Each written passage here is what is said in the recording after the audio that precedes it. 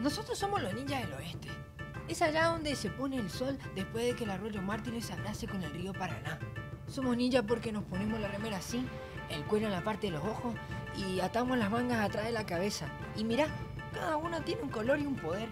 Él se llama Ninja Azul y tiene el poder del hielo. Él se llama Patín porque tiene el pie más grande de todos. No, mentira. Él es el ninja rojo y tira fuego. Y yo soy el ninja negro, que tiene el poder de la espada mágica. ¡Ya! ¡Ya! ¡Ya!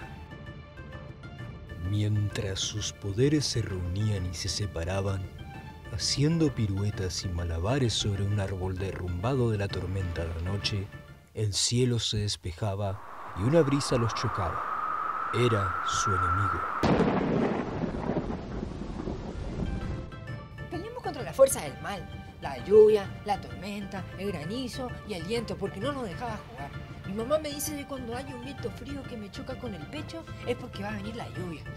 ¡Qué pavo que son, Ninja Azul! Tú no le tienes miedo a nada porque tienes el poder de congelarlos a todos.